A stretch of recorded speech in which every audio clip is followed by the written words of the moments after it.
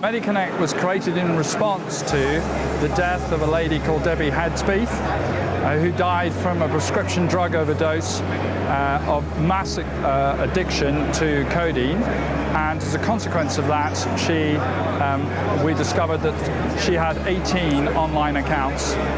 None of those accounts knew of each other's existence, or the doctors, and so this is a classic example of the problem of not being able to have a single source that doctors can go to and pharmacists to check that somebody has already been prescribed drugs beforehand and the right drugs. And that's the problem, the first problem that Medi Connect's solving.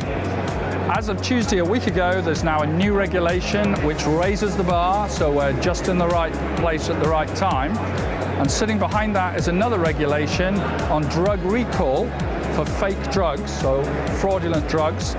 And so we are just starting discussions also, not just with the pharmacies, but also with the pharmaceutical companies to join up the information for that. So sitting behind that, we then have a couple of blockchains, one of which provides the transaction history, and the other one deals with a cryptocurrency called Medi Token, and which is doing an ICO at the moment. That will complete at the end of September. That's when the platform will be live.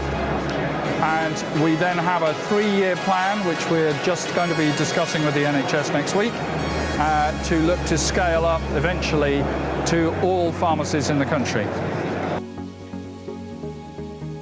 Benefits to the NHS are multiple. Let's start with the GPs. So the GPs have improved confidence that the information they see on the record, so the distributed ledger technology in this instance, are actually the actual record of the patient, whether they visited the hospital, they visited a private GP or any other healthcare provider. So they have increased confidence that the prescriptions they may provide and the care they provide to the patient is specific to that patient and appropriate. Let's look at it from the patient perspective as well. So the distributed ledger technology will improve the patient confidence within the whole system for a variety of reasons, 2 of which are, if you have a drug recall, at the moment I have to ring up individual patients, which on my list could be up to 4,000 patients, and tell them, you may have a problem with your medication, can you please check? That reduces confidence hugely in the system, simply because if you were a patient and somebody told you may have a problem, you always have a question mark on that medication and you're less likely to take it, which will result in potentially the patient not taking that medication, and if it's a heart medication, for example, they could be admitted to hospital through a heart attack.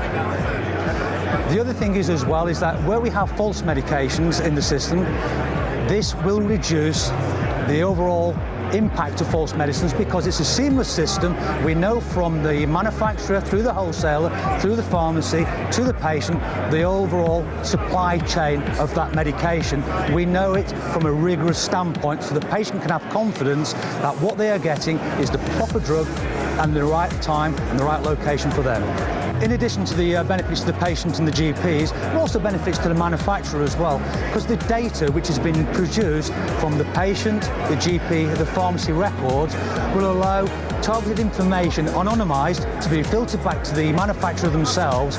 They then can reduce costs by improved efficiencies in marketing, in distribution, and also through deals localised within NHS, which will allow for cost cutting.